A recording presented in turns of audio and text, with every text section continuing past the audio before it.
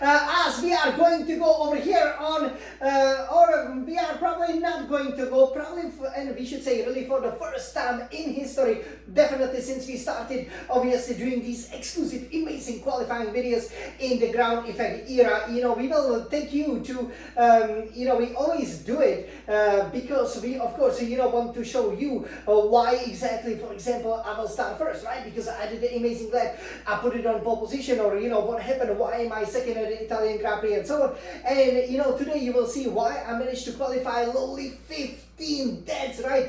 Can you believe it? So more troubles obviously continue after I became the 4th-time Scuderia Ferrari Formula 1 World Champion.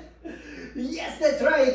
So over here for we will go and rather not go to the qualifying, the sprint qualifying, our 5th only ever in the history sprint qualifying, which is for obviously the Brazilian Grand Prix over here. The race that we won the sprint last year, so obviously this would be after Austria, the second race that we could again win twice. So we definitely were very, very motivated to do a good job, and I was absolutely flying in the SQ1, the sprint qualifying one, set, such a super fast lap time, 1:07.6 on the medium tires, which is absolutely amazing. That's exactly, what the doctor ordered. And then we went to sprint qualifying 2, right? So in the sprint qualifying 2, it ended, before it even started, because I have hardly gotten out of the pit lane, and you will see for the first time in history that I was not able to set a time lap. Right, so what do? We don't go to sprint qualifying 1, obviously, even though,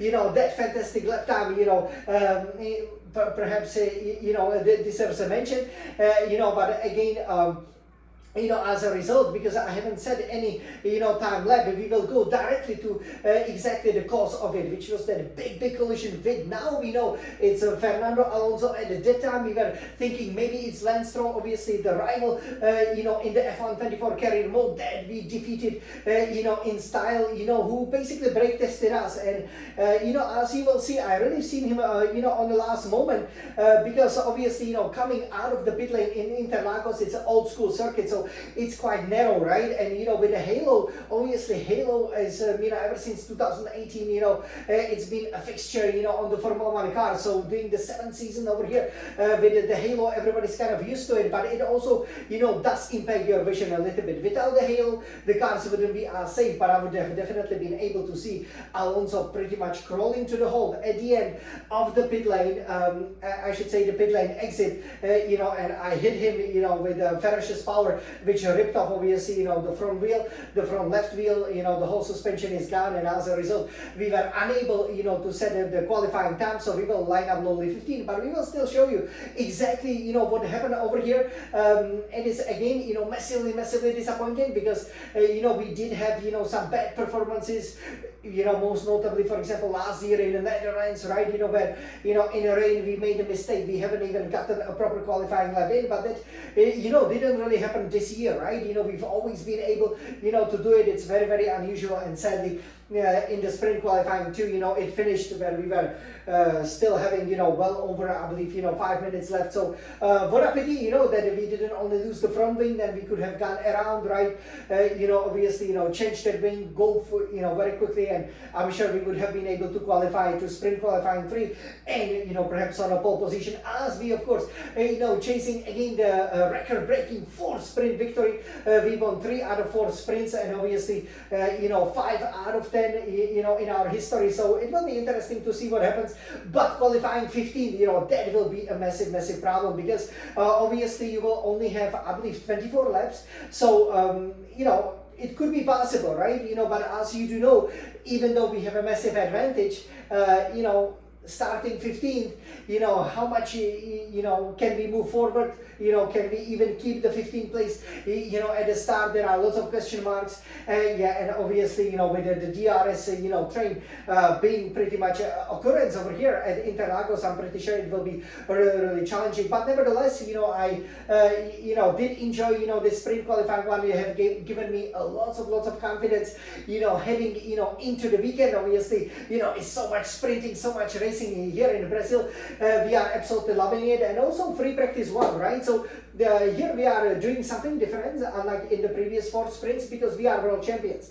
So as a result, we decided to go with a soft tire allocation, right? So you probably recall that in Mexico we did a hard one, but it was not a sprint race weekend. So over here with the soft tire allocation, that also allows us to explore how different tire allocation can have an impact on the overall performance in the weekend. So we will see what exactly happens. We might be able to race the sprint on the soft tires, even though we will probably go for a mediums. But yeah, we set a really competitive lap time already in free practice one. Perfected all the programs, so our Scuderia red Ferrari car will be even better developed, which is absolutely amazing as we are chasing some magnificent Formula 1 records. And we will see exactly what will happen.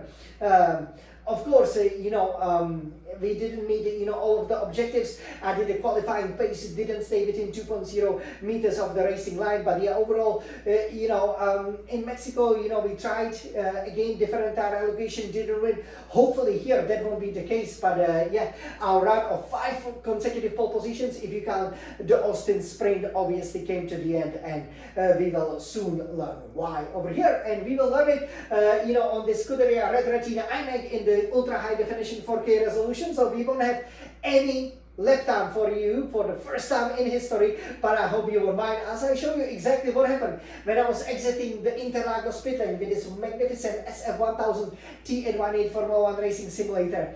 And why Alonso is an old fox, I have to say, and what he did was really bad, even though I understand that there was a lot of upcoming traffic, but you don't just park your car at the end of the pit lane. I was accelerating obviously, and we had a difference of over 200 kilometers per hour, and this is exactly how it happened. So over here, let me turn it around.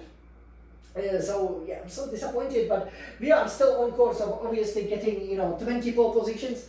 There is still a qualifying for the Grand Prix, which is good because of course at least we do know that we will have a chance to make amends. This is one of the advantages of the Sprint Grand Prix weekend. As we can see, our magnificent setup with, of course, our Formula 1 Drivers' Championship trophy. Oh, guys, just enjoy this beauty over here, because there's not much to show you. Here, you can see that I was just coming out of the pit lane over here. So basically, I'm over here. And you can clearly see one of the issues, right, is that obviously, here everybody is, showing me obviously the way, everything that is fine. But clearly, what will happen very, very soon is that we will run, across the slow moving Aston Martin. So everybody, let's take a look at it. Okay.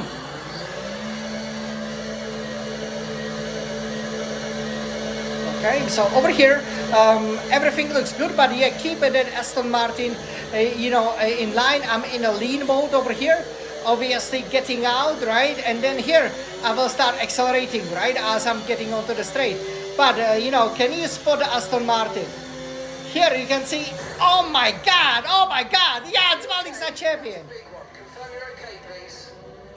And this is how the qualifying finished. So terminal damage. So you can see that we cannot show you anything because obviously the car is wrecked, right? As a result. So obviously, if we look at the replay over here, if we can, once again, we have plenty of time. You can see that I was accelerating, but you basically can see over here that that Aston Martin, I didn't expect him to be there. And I really moved at the last second, and wow, that wheel, pretty much, going and pretty much almost hitting me, in the head. I wonder, in real life, that could have been a very, very nasty collision. So, yeah, over here, as a result, of course, you have to retire from the session. So this is what happens. It is also the first time this season that we ripped the wheel off, unlike, for example, last season where we, that obviously, has happened several times. And as a result, you will see pretty much, very, very soon that, I will be now walking towards the pits. And basically it is game over, right? As a result. So all I can say is that, obviously I'm very, very disappointed with, this situation. Okay, I think, yes. Okay, we should, yeah, really be moving here. Okay, so yeah, very, very disappointed, especially with Alonso's manners over here. I'm not sure what exactly, he was trying to achieve over there, but, what he achieved is that I had to retire. As you can see me walking back towards the mechanics. Very, very disappointed. Beautiful, beautiful pit lane here for Scuderia Ferrari. As a result, this is how it finished. So over here, it will be interesting to see who will finish on the sprint pole. But yeah, at the moment, you can see that the Norris obviously keeping up, the great results from Mexico over here going. So congratulations, to Norris there. I haven't said, any lap time over here. So I'm basically going to be starting 15, right? Which is what happens. I did manage to out-qualify the slowest 5 drivers in SQ1. Good job to me, but obviously, I haven't set any time over here. So we will see the provisional starting grid for the sprint is as follows. You will see, of course, the first thing tomorrow. So first, Lando Norris, McLaren. Second, Max Verstappen, Red Bull. Third, Charles Leclerc for Scuderia Ferrari. Obviously, we hope he can win it. 4, George Russell, Mercedes-AMG Petronas. 5, Sergio Perez, Red Bull. 6, Oscar Piastri, McLaren. 7, Lewis Hamilton, Mercedes-AMG Petronas. 8, the villain, Fernando Alonso still made it. I can't believe that his car stayed intact. 9, Alexander Albon Williams. 10, Lance Stroll, Aston Martin. So this is how the qualifying finished. Over here, really disappointing because I was flying around here. I would have loved to show you, obviously, Interlagos and, how to master it. But I didn't make it. Over here, and as a result, that is gonna be a mountain to climb, so to speak. But we will see. Wish me good luck with that. It won't be any shiny golden Paris 2024 Olympic medals over here, but this is sometimes how it goes, right? Thankfully, obviously, I would be not really curious, but a little bit afraid to see, how exactly such collision would, be in a real life, because when you impact the other car and there is such a huge difference, right, in speed, you can see it can lead to some nasty accidents. You saw the tire pretty much, almost, pretty much hitting the cockpit. So this is something that F1 could definitely also analyze if it could possibly happen like that. But yeah, what a pity I didn't see him. Also have to take a responsibility for that. And the funny thing is that I was dreaming of the fact that so far I've set 16 out of 20 Grand Prix pole positions. That's basically the same 80% rate. Like if I would have gotten 4 sprint pole positions out of 5, and I'll just stay at 3 out of 5. So wish me good luck over here. Again, we are very excited. We are the Pro Champions already, so it's not such a big deal. But yes, and we are also the Constructors Champions, so we can just enjoy it. We will go full attack mode, and maybe this could be the most memorable sprint victory in the history of Formula 1. So everybody, definitely stay tuned. This was Jan, the Valley Sun Champion. Yeah, and this was my very, very disappointing end to the sprint qualifying for round 21 of the 2024 record-breaking Formula 1 season, the Brazilian Grand Prix. This was Jan, the Valley Sun Champion. We will go sprinting, racing for victory tomorrow. Forza Ferrari!